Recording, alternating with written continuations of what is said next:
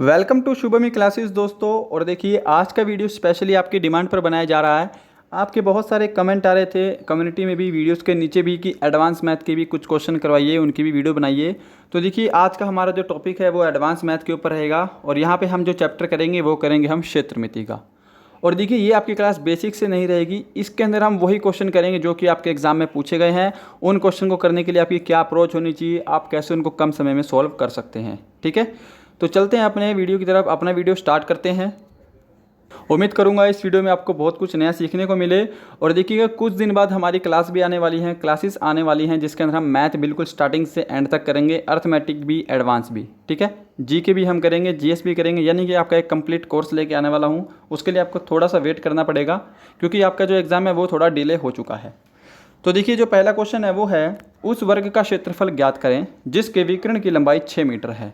और हाँ, जो आपका जीडी का एग्ज़ाम होता है स्पेशली उनको बता रहा हूँ कि जो एडवांस मैथ में आपके फॉर्मूला होते हैं ना, वही आपके 2 नंबर के आ जाते हैं, है ना। एक क्वेश्चन उन्हीं में से आ जाता है कि त्रिभुज के क्षेत्रफल का फॉर्मूला, वर्ग का क्षेत्रफल, वर्ग का विकर्ण, या फिर बेलन का आयतन, बेलन का वक्र पृष्ठ क्षेत्रफल। ऐसे करके आपको फॉर्मूला भी याद होने चाहिए। अगर फॉर्मूला याद होंगे तो आप क्वेश्चन आसानी से कर लेंगे, और फॉर्मूला अगर याद होंगे तो आपके 102 नंबर फॉर्मूले में ही पक्के हो जाते हैं, क्योंकि आपके एग्जाम में बहुत बार फॉर्मूला ही पूछ लिया जाता है। ठीक है, तो यहाँ पर देखिए वर्ग का क्षेत्रफल हमको बताना है।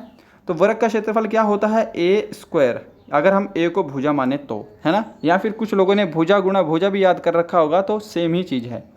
अच्छा, वर्ग का जो विकर्ण है उसका क्षेत्रफल होता है √2a, ये आपको पता होना चाहिए। तो देखिएगा जो वर्ग का विकर्ण का क्षेत्रफल है वो कितना है, √2a है, और उसकी लंबाई दे रखी है 6 मीटर। यानी कि हम बोल सकते हैं कि जो √2a है इसकी वैल्यू 6 मीटर है ना। हमको तो a निकालना है, तभी हम a का स्क्वायर करेंगे और हमारा आंसर आएगा। तो देखिएगा ये √2 यहाँ से हटेगा तो इसके नीचे आ जाएगा 6√2। अब आपने एक थ्योरम पढ़ी होगी कि अगर संख्या के नीचे रूट हो और हमको रूट हटाना हो तो उसी रूट से हम ऊपर नीचे गुणा कर देते हैं। तो देखिए √2 को मैं ऊपर भी √2 से गुणा कर देता हूँ और नीचे भी √2 से गुणा कर देता हूँ। ठीक है, तो यहाँ पर देखिएगा a बराबर, ऊपर क्या है हमारा 6√2 हो गया, और नीचे √2 को हम √2 से गुणा करेंगे आपस में, तो रूट से रूट हट जाएगा, तो हमारा क्या आएगा, सिर्फ और सिर्फ नीचे 2 आएगा। ठीक है, अब 2 एकम 2 और 2 तिया 6, यानी कि 3√2। तो a की वैल्यू कितनी आ गई यहाँ से, 3√2 आ गई। यहाँ पे चीज़ क्लियर हो गई, इतनी सी बात। अब देखिएगा हमको इसका स्क्वायर निकालना है, तो यहाँ पर देखिए a का हमको क्या निकालना है, स्क्वायर निकालना है। तो √3√2 जो है आपका a आया है, इसका आप क्या करेंगे, इसका आप स्क्वायर कर देंगे तो आपका आंसर आ जाएगा। तो 3 का स्क्वायर कितना होता है, 9 होता है। अब √2 का अगर मैं स्क्वायर करूँगा तो क्या होगा, 2 होगा, तो 9 गुणा 2, यानी कि आपका 18 वर्ग मीटर जो है वो बिल्कुल सही उत्तर होगा। और ऑप्शन ए अगर आपने चूज़ किया है तो आपका आंसर बिल्कुल सही होना चाहिए। ठीक है, आपका साथ साथ प्रैक्टिस सेट भी है, इनको साथ साथ सोल्व भी करना। वीडियो पॉज करके कॉपी पेन आपको लेकर बैठना है ताकि आपको पता लगे कि आपका लेवल इस समय क्या है। बढ़ते हैं अगले क्वेश्चन की तरफ। तो देखिए ये जो क्वेश्चन है यहाँ पे आपको थोड़ा सा करेक्ट करना है, ये वृत्त नहीं है, यहाँ पे आपको लिखना है वर्ग। ठीक है, इस वृत्त की जगह आपको वर्ग कर लेना है कि एक वर्ग की प्रत्येक भुजा की लंबाई में 20% की वृद्धि करने पर इसके क्षेत्रफल में कितने प्रतिशत वृद्धि होगी। और ये क्वेश्चन तो आपके एग्जाम में हमेशा देखने को मिलता ही होगा। अगर आप कोई प्रैक्टिस सेट भी लगाएंगे तो उसके अंदर भी 1 या 2 प्रैक्टिस छोड़ के आपको ये क्वेश्चन देखने को मिलेगा। तो देखिएगा अगर मैं वर्ग की भुजा 10 मान लूँ, अब कुछ लोगों को इसमें भी आपत्ति होगी कि आप 10 क्यों मान रहे हैं। आप कुछ भी मान सकते हैं, 20 मान सकते हैं, 100 मान सकते हैं, 200, 500, जो मर्जी मान लीजिए, आपका आंसर सेम ही होगा। अगर आप x मान के करेंगे तो आपको तो फिर क्वेश्चन सॉल्व करने में प्रॉब्लम हो जाएगी। इसलिए मैंने 10 इसलिए माना है ताकि आपका इजी हो जाए, है ना, क्योंकि यहाँ पे सारा खेल परसेंटेज में है। तो देखिएगा अगर मैं a बराबर 10 मान लूँ, यानी कि जो वर्ग की भुजा है वो 10 मान लूँ, तो इसका क्षेत्रफल कितना होगा, a का स्क्वायर, है ना। तो 10 का स्क्वायर कितना हो गया, 100 हो गया। तो अभी इसका क्षेत्रफल कितना है, 100 है, अगर वर्ग की भुजा 10 होती तो। ओके, अब बोल रहा है कि भुजा की प्रत्येक लंबाई में हम 20% की वृद्धि करेंगे। तो 10 का अगर हम 20% निकालेंगे तो वो कितना होगा जी, 10 का 20% 2 होगा, और इसमें हम 2 जोड़ देंगे तो यानी कि 12 हो गया, है ना। तो अब भुजा की लंबाई कितनी हो गई, 12 हो गई, ठीक है। तो 12 का अगर हम स्क्वायर करेंगे, अगर अब हम क्षेत्रफल निकालेंगे तो 12 का स्क्वायर कितना होता है, 144 होता है। पूछा है क्षेत्रफल में कितने प्रतिशत की वृद्धि हुई है। पहले क्षेत्रफल 100 था, अब हो गया 144, तो कितने की वृद्धि हुई है भाई, तो वृद्धि हुई है 44 की। कितने से हुई है, 100 से हुई है, और आपको परसेंटेज के लिए गुणा 100 करना है, 0 से आपका 0 कट गया और यहाँ से आपका 44% जो है वो क्या आ गया, आंसर आ गया। तो ऑप्शन सी अगर आप चूज़ कर रहे होंगे तो आपका आंसर जो है वो बिल्कुल सही होगा। ओके, बढ़ते हैं अपने नेक्स्ट क्वेश्चन की तरफ। अच्छा, तो ये क्वेश्चन देखिए आपके एग्जाम में बहुत बार आता है कि एक समबाहु त्रिभुज की प्रत्येक भुजा 8 सेंटीमीटर है, इसका क्षेत्रफल व ऊंचाई कितनी है ना। दोनों अलग अलग क्वेश्चन है, इसका क्षेत्रफल भी पूछ सकता है, इसकी ऊंचाई भी पूछ सकता है, इसलिए मैंने एक ही में कंबाइन कर दिया ताकि आपको अलग अलग ना बताना पड़े। अब आपको पहली बात इनका फॉर्मूला पता होना चाहिए। तो देखिएगा, जो समबाहु त्रिभुज की अगर मैं क्षेत्रफल की बात करूंगा तो उसके क्षेत्रफल का फॉर्मूला होता है √3/4a²। और a मैं किसको बोल रहा हूँ, a मैं बोल रहा हूँ भुजा को, राइट। और अगर मैं इसकी हाइट का फॉर्मूला बताऊं तो वो होता है √3/2a, ठीक है। ये आपको दोनों चीज़ें पता होनी चाहिए। कौन से त्रिभुज की, समबाहु त्रिभुज की। समबाहु मतलब जिसकी सभी भुजाएं समान होती हैं, ठीक है, इतनी सी बात। अब देखिए पहले हम निकालेंगे क्षेत्रफल। तो भुजा कितनी है, 8 सेंटीमीटर है ना, तो क्षेत्रफल कितना होगा, √3/4, 8 सेंटीमीटर यानी कि 8 गुणा 8 है ना, 8 का स्क्वायर 8 गुणा 8 कर लीजिए आप। तो देखिएगा 4 एकम 4, 4 दूनी 8, 8 दूनी कितने होते हैं, 16 होते हैं। तो 16√3, यहाँ से आपका क्या आ गया, क्षेत्रफल आ गया। अब आपको क्षेत्रफल पता लग गया तो आप यहाँ से आंसर ऑप्शन ए ही टिक कर सकते हैं, क्योंकि एक ही में 16√3 दे रखा है। स्मार्ट वर्क करने के लिए बता रहा हूँ, ठीक है। तो 16√3 तो आपका आ गया समबाहु त्रिभुज का क्षेत्रफल, राइट। अब हम बात करेंगे इसकी ऊंचाई की, तो इसको भी यहीं पे सॉल्व कर लेते हैं, है ना। उम्मीद करूँगा सबको अच्छे से दिख रहा होगा। तो हाइट का फॉर्मूला होता है हमारा √3/2a, तो 3/2a यानी कि भुजा कितनी है हमारी, 8 है, तो गुणा हमने 8 कर दिया। ओके, तो देखिए 2 एकम 2 और 2 चौके कितना हो गया, 8। तो हम बोल सकते हैं यहाँ पे 4√3 जो है वो हमारा क्या होगा, इसकी ऊंचाई होगी। तो ऑप्शन ए आपका यहाँ पे सही आंसर होगा। अगर आपको फॉर्मूले पता है तो ये सवाल आपके 10 सेकंड के भी नहीं हैं। अगर आपको फॉर्मूले नहीं पता तो आप क्या ही कर लेंगे पेपर में, है ना। तो पहली बात आपको फॉर्मूला पता होना चाहिए। और देखिए फॉर्मूले याद कैसे होंगे कि आप फॉर्मूले के साथ साथ क्वेश्चन की प्रैक्टिस करते रहें, है ना। बाकी हम बेसिक से पूरा एडवांस मैथ करेंगे जब हमारा कोर्स आएगा। अच्छा, नेक्स्ट क्वेश्चन देखिएगा। एक क्वेश्चन आपको ऐसा भी देखने को मिलता है पेपर में कि आयत की लंबाई में 50% वृद्धि तथा चौड़ाई में 50% कमी करने पर नए आयत का क्षेत्रफल पहले आयत के क्षेत्रफल की तुलना में कितना कम अथवा अधिक होगा। तो ये प्रतिशत चेंज भी हो सकता है। इसके 2 तरीके हैं। अगर आपके पास आयत वाला आए, ठीक है, हमने अभी वर्ग वाला किया है, ऐसा है कि वर्ग की भुजा में 10% या 20% की वृद्धि करने पर, है ना। तो आपको पता होना चाहिए जो वर्ग होता है उसकी सभी भुजाएं समान होती हैं। अगर 10% की मैं इसमें वृद्धि करूंगा तो मुझे 10% की सभी भुजाओं में इसका मतलब वृद्धि हो रही है हमारी, है ना, ये आपको पता होगा। बट यहीं पे अगर मैं आयत की बात करूंगा तो आपको पता है आयत की लंबाई और चौड़ाई हमेशा अलग अलग होती है। लंबाई ज़्यादा होती है, चौड़ाई कम होती है ना। अगर लंबाई चौड़ाई बराबर होगी तो वो फिर से वर्ग बन जाएगा, ठीक है। ये एक बेसिक सी बात बता रहा हूँ। इसका इस क्वेश्चन में क्या यूज़ होगा, तो देखिए अगर आपके पास ऐसा है कि लंबाई में 50% की वृद्धि तथा चौड़ाई में 50% की कमी या फिर कुछ भी, तो आप कैसे करेंगे। इसके होते हैं 2 तरीके। एक तो आपका फॉर्मूला होता है x + y, है ना, ×xy × 100। आप ऐसे भी लगा सकते हैं, ऐसे भी इस क्वेश्चन को सॉल्व कर सकते हैं। बट जो मैं आपको तरीका बताऊंगा उसमें आपको टेंशन लेने की ज़रूरत ही नहीं है, आपका देखते ही आंसर आ जाएगा, ठीक है। यहाँ पर भी आपको क्या करना है, सारा खेल प्रतिशत में है, तो आपको क्या मान लेना है कि पहले जो आयत का क्षेत्रफल था वो कितना था, 100 था। बस आपको इतना मानना है, ठीक है। अब लंबाई में 50% की वृद्धि होगी तो 100 में आप 50% जोड़ेंगे। 100 का 50% कितना होगा, 50 होगा ना। तो इसमें 50 जोड़िए। अब 100 में मैं 50 जोड़ रहा हूँ क्योंकि वृद्धि हुई है, तो ये कितना हो गया, यहाँ पे 150 हो गया, ठीक है। अब फिर कह रहा है चौड़ाई में 50% की कमी हुई है, तो आपको ये जो आपका 150 आया है आपको इसमें 50% कम करना है क्योंकि कमी हुई है। तो 150 का 50% क्या होगा, 75 होगा। 150 का आधा ही तो बोला है 50%, यानी कि 75। तो 150 में आप 75 माइनस करेंगे तो यहाँ पे आपका कितना बचेगा, 75 बचेगा। तो पूछा है कितनी कमी अथवा अधिक हुआ है। तो देखिएगा पहले आपका क्षेत्रफल था 100, हमने 100 माना था ना। अब फाइनली कितना बचा है आपका, 75 बचा है।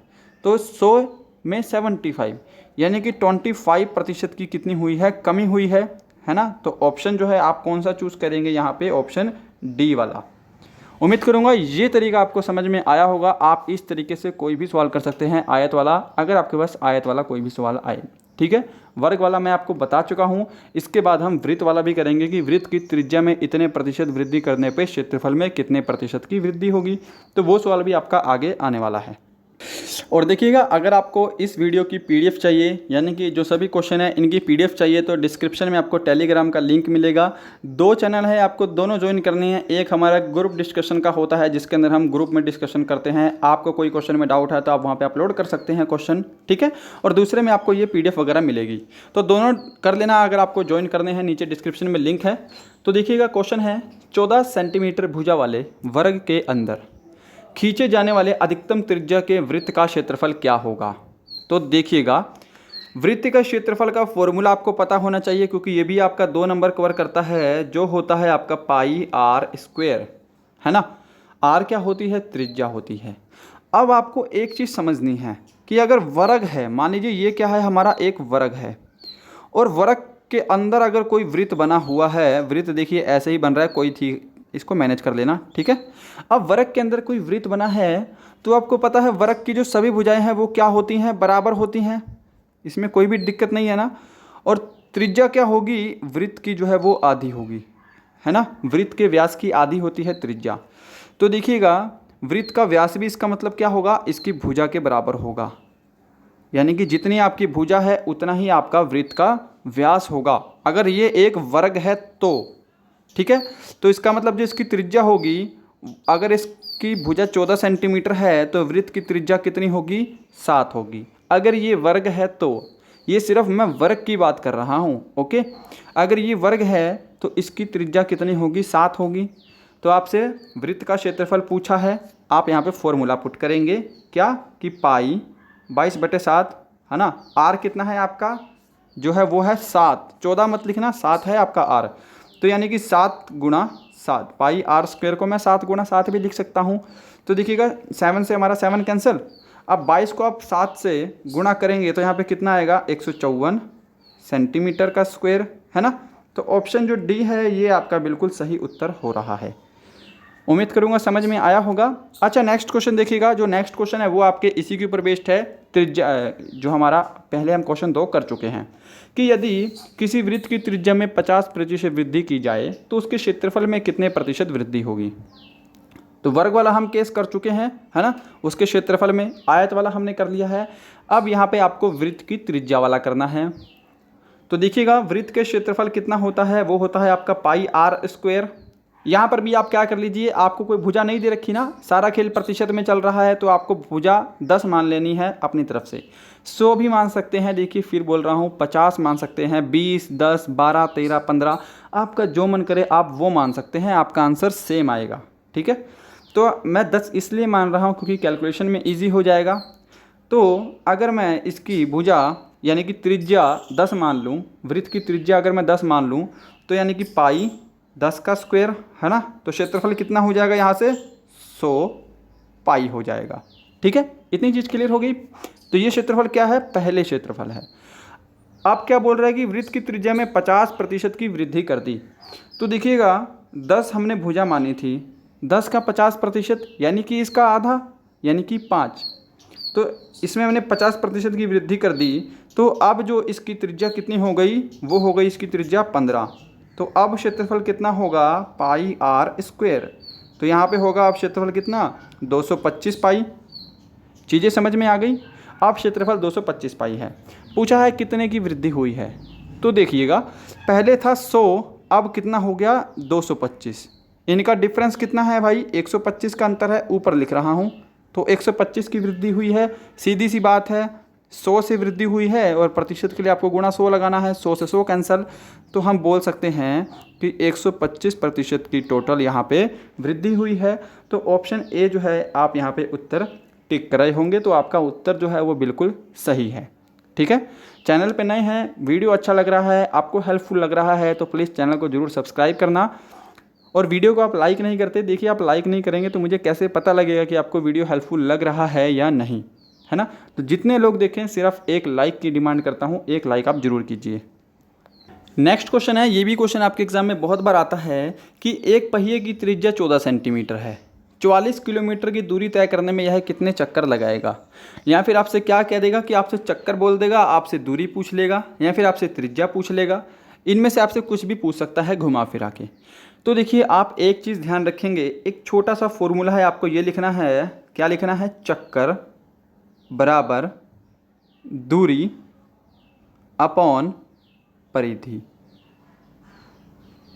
तो इसको याद करने में कोई दिक्कत तो नहीं होगी कि अगर चक्कर पूछेगा या कुछ भी पूछे आपसे तो आपको ये फॉर्मूला लगाना है, चक्कर बराबर दूरी अपॉन परिधि।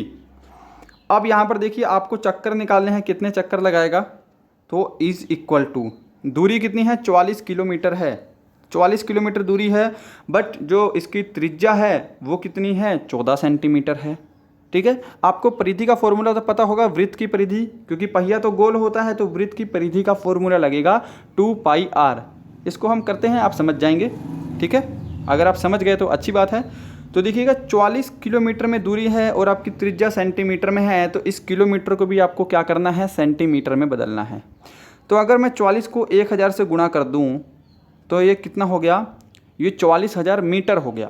मीटर हुआ है 1000 से गुणा करने पे, क्योंकि 1000 मीटर का 1 किलोमीटर होता है ना। अब देखिएगा अगर मैं इसको 100 से और गुणा कर दूं तो ये क्या हो गया, अब ये अब हो गया हमारा सेंटीमीटर में। ठीक है, 1 मीटर 100 सेंटीमीटर के बराबर होता है। तो अब ये आपका सेंटीमीटर में बना है। ठीक है, अब सेंटीमीटर में बना है और आपकी परिधि का फॉर्मूला क्या होता है, 2 गुणा पाई को हम क्या लिखेंगे, 22/7। तो ये 7 ऊपर चला जाएगा, डबल हो गया नीचे, इंटू 14। क्लियर है। अब देखिएगा यहाँ से आप 7 एकम 7, 7 दूनी कितने होते हैं, 14 होते हैं। 22 से आप सीधा 44 को कैंसिल कीजिए, 22 दूनी 44 और 1 2 3 4 5 0 आपकी ऊपर आ गई। ठीक है, अब देखिएगा नीचे 2 दूनी कितने होते हैं, 4 होते हैं, तो 4 नीचे कैंसिल हो गया। 4 पंजे कितना होता है, 20 होता है। 1 2 3 4 0 आ गई। तो हम बोल सकते हैं कि आपका आंसर क्या आएगा, 50,000 आएगा। ऑप्शन सी जो है आपका ये बिल्कुल करेक्ट उत्तर है। उम्मीद करूंगा सब समझ में आ गया होगा। आप इस क्वेश्चन को ऐसे करेंगे, ये फॉर्मूला आपको ध्यान रखना है, चक्कर बराबर दूरी अपॉन परिधि। ठीक है, लास्ट क्वेश्चन है हमारा, करते हैं। तो देखिएगा एक समचतुर्भुज की प्रत्येक भुजा 20 सेंटीमीटर लंबी है तथा इसका एक विकर्ण की लंबाई 24 सेंटीमीटर है। समचतुर्भुज के दूसरे विकर्ण की लंबाई व इसके क्षेत्रफल ज्ञात कीजिए। तो देखिए इसको मैं आपको 2 तरीके से बता सकता हूँ, एक आपका होगा बेसिक, एक आपकी एक ट्रिक वाला क्वेश्चन भी है। ठीक है, तो सबसे पहले जो विकर्ण है उसकी लंबाई अगर निकालनी हो तो आप कैसे निकालेंगे वो देखते हैं। तो आप विकर्ण के लिए 2 फॉर्मूले यूज़ कर सकते हैं। अगर आपको एक भुजा दी हो, एक विकर्ण दिया हो, तो आपका एक फॉर्मूला ऐसे होता है, d1 का स्क्वायर प्लस d2 का square is equal to 4a square. यानी कि ये a है आपकी भुजा है, ये d क्या है, डायगोनल यानी कि विकर्ण। पहले विकर्ण का स्क्वायर प्लस दूसरे विकर्ण का square is equal to 4a square. तो पहले हम विकर्ण के हम दोनों तरीके जान लेते हैं, विकर्ण आप कैसे निकाल पाएंगे। तो देखिए पहले हम फॉर्मूले में पुट कर देते हैं, प्रत्येक भुजा कितनी है, 20 सेंटीमीटर है, यानी कि यहाँ पे आप कर दीजिए 4 और 20 का स्क्वायर है ना, 20 सेंटीमीटर आपका a है, तो 20 का स्क्वायर कितना होता है, 400 होता है। तो सीधा ही मैं यहाँ पे 4 चौके 1600 लिख देता हूँ, है ना, कोई दिक्कत तो नहीं ना। यहाँ पे मैंने लिख दिया 4 चौके 1600। तो ये वाला पार्ट हमारा यहाँ पे क्लियर हो गया।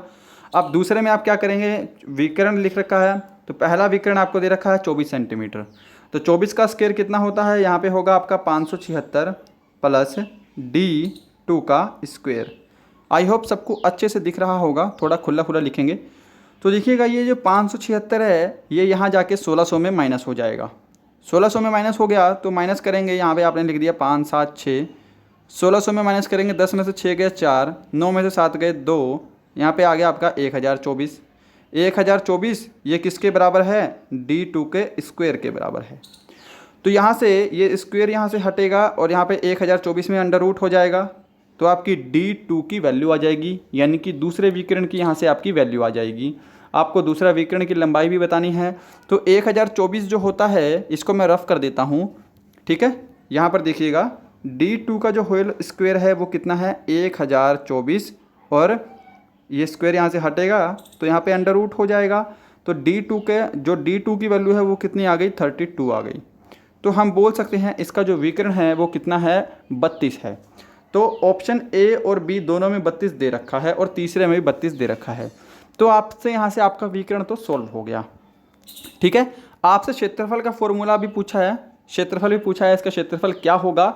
तो देखिए इसका क्षेत्रफल होता है 1/2 गुणा विकर्ण गुणा विकर्ण, ठीक है। वी भी लिख देता हूँ, डी भी लिख सकते हैं, D1 × D2। तो ये आपके जो है समचतुर्भुज के क्षेत्रफल का फॉर्मूला होता है 1/2 विकर्णों का गुणनफल। तो पहले मैं इसका क्षेत्रफल निकाल देता हूँ। तो देखिएगा 1/2 विकर्ण हमारा कितना आया है 124 है, और दूसरा विकर्ण कितना है हमारा 32 आया है ना, सॉल्व करके। तो 2 एकम 2 से हम करेंगे, यहाँ पे कितना आ जाएगा 16 आ जाएगा। अब 24 को आपको 16 से क्या करना है गुणा करना है, तो 6 चौका 24। तो यहाँ पे ऑप्शन सी आपका करेक्ट होगा, 384 जो है आपका क्षेत्रफल हो गया, और आपका जो विकर्ण है वो कितना हो गया यहाँ से 32 हो गया, ठीक है। तो आप ऐसे सॉल्व कर सकते हैं। तो ये तो रहा पहली बात। क्षेत्रफल के लिए तो आपको यही फॉर्मूला लगाना है 1/2 विकर्णों का गुणनफल। बट बाई चांस यहाँ पे आपके सारे क्वेश्चन कंप्लीट होते हैं, पहले ही बता रहा हूँ, ठीक है। अब विकर्ण के निकालने का, समचतुर्भुज का जो विकर्ण है इसके निकालने का मैं आपको एक बेसिक फॉर्मूला भी बता देता हूँ, ठीक है। अगर आपको ये वाला फॉर्मूला याद ना रहे, D1 का स्क्वायर प्लस D2 का square is equal to 4A square, अगर बाई चांस आपसे ये फॉर्मूला याद नहीं है, ठीक है, इसका आप स्क्रीनशॉट ले सकते हैं। अगर आपसे समचतुर्भुज की बात करेगा, ये फॉर्मूला अगर आपको याद नहीं है तो आपको मैं बेसिक बताता हूँ। समचतुर्भुज क्या होता है, जिसकी सभी भुजाएं समान होती हैं। ये क्या आ गया जी आपका समचतुर्भुज आ गया। थोड़ा इधर बनाते हैं, ठीक है। ये है आपका एक समचतुर्भुज, ठीक है। और यहाँ पे आपके 2 विकर्ण बना रखे हैं इसके, ये है आपके 2 विकर्ण। अब देखिएगा पहली प्रॉपर्टी होती है कि जो समचतुर्भुज के 2 विकर्ण अगर आपस में एक दूसरे को काटते हैं, ठीक है, एक सेकंड, जो आपका समचतुर्भुज होता है ना वो आपके इस टाइप में बनता है, ठीक है। इस चीज़ को आप ध्यान रखेंगे, ओके। अब पहली प्रॉपर्टी बोलती है कि जो समचतुर्भुज होता है उसके दोनों विकर्ण एक दूसरे को 90 डिग्री के कोण पर काटते हैं। तो यानी कि ये आपके सभी के सभी कोण क्या हो गए, ये 90 डिग्री के हो जाते हैं, ठीक है। यहाँ पे 90 डिग्री का आपका कोण बनेगा। अब यहाँ पर आप क्वेश्चन सॉल्व कीजिए कि समचतुर्भुज की प्रत्येक भुजा, यानी कि जो भुजा की लंबाई है वो तो है 20, ठीक है। और सेकंड चीज़ क्या कह रहा है कि जो इसके एक विकर्ण की लंबाई है 24, यानी कि ये जो पूरा विकर्ण है इसको ध्यान से देखिएगा, लाल रंग किया है, इसकी पूरे की लंबाई 24 है, और विकर्ण एक दूसरे को 90 डिग्री पर काटते हैं और एक दूसरे को बराबर बराबर भागों में भी काटते हैं, ठीक है। तो पूरे की लंबाई अगर 24 है तो इतने की लंबाई, जहाँ पर ये मैंने लाल लाल किया है, इतने की लंबाई कितनी होगी 12 होगी, है ना। तो अब यहाँ पे आपको दिख रहा है ये क्या बन गया हमारा, एक समकोण बन गया, क्योंकि बीच में एक 90 डिग्री का कोण भी है। तो इसमें आप पाइथागोरस लगा के इसके विकर्ण की वैल्यू निकाल सकते हैं। पाइथागोरस लगाएंगे तो क्या होगा, यहाँ पे 20 का स्क्वायर होगा इज इक्वल टू, यहाँ पे आपका होगा 12 का स्क्वायर प्लस जो आपका ये वाला विकर्ण है, ये वाला विकर्ण नहीं है, ये वाली भुजा है एक तरह से, है ना, इसका स्क्वायर, इसको मैंने x मान लिया, ठीक है। तो x का स्क्वायर आप ऐसे भी निकाल सकते हैं। तो देखिएगा 20 का स्क्वायर कितना होगा, यहाँ पे आपका 400 होगा, ठीक है। 12 का स्क्वायर कितना होगा 144 होगा, प्लस x का स्क्वायर। मैं इसको ऊपर लेके जा रहा हूँ, ठीक है, नीचे स्पेस थोड़ा कम हो गया। तो देखिएगा 400 में से अगर मैं 144 घटाऊँगा, क्योंकि ये 144 इधर आके माइनस हो जाएगा, तो यहाँ पे कितना बचेगा, 10 में से 4 गए 6, 9 में से 4 गए 5, और यहाँ पे आपका बच गया 256। तो इसको आप देख रहे हैं, यहाँ पे मैं इसको रफ कर देता हूँ। अब आपका क्या बचा यहाँ पे, वो आपको यहाँ पे ध्यान देना है। तो मैं सीधा बोल सकता हूँ कि यहाँ से 256 जो है वो क्या है, एक्स स्क्वायर की वैल्यू आ गई, है ना, सब कुछ सॉल्व करने के बाद। तो देखिएगा यहाँ से मैं स्क्वायर हटाऊँगा तो यहाँ पे कितना हो जाएगा, ये अंडर रूट में हो जाएगा, तो x की वैल्यू कितनी आ गई, यहाँ से आपकी 16 आ गई, क्योंकि 256 जो है वो 16 का स्क्वायर होता है, रूट होता है। ठीक है, तो यहाँ पर देखिए ये विकर्ण का थोड़ा लंबा प्रोसेस हो सकता है, अगर आपकी स्पीड है तो आप आराम से भी कर लेते हैं, क्योंकि मैं आपको समझा रहा हूँ इसलिए मैं आपको थोड़ा डीपली लेके जा रहा हूँ। ठीक है, तो देखिए x की वैल्यू यहाँ से कितनी आ गई, 16 आ गई, 16 आ गई ना। आपको पूरा विकर्ण निकालना है तो 16 और जुड़ेगा इधर भी, तो यानी कि यहाँ पर भी 16 होगा, तो पूरा विकर्ण दूसरा कितना होगा आपका, वो 32 होगा। तो आप उस फॉर्मूला से भी आपका 32 आया था, ऐसे भी आपका 32 आया है। आप दोनों तरीके जो भी आपको पसंद आए आप वो कर सकते हैं, फिर आप जो है फॉर्मूला भी इसका क्षेत्रफल निकाल सकते हैं फॉर्मूला लगा के। ठीक है, तो गाइस ये था आज का वीडियो, उम्मीद करूंगा वीडियो आपको ज़रूर हेल्पफुल लगा होगा। मिलते हैं नेक्स्ट वीडियो में किसी अच्छे टॉपिक के साथ। अगर आपको कोई और टॉपिक पढ़ना है तो प्लीज़ कमेंट बॉक्स में ज़रूर बताना। तब तक के लिए bye bye and thank you.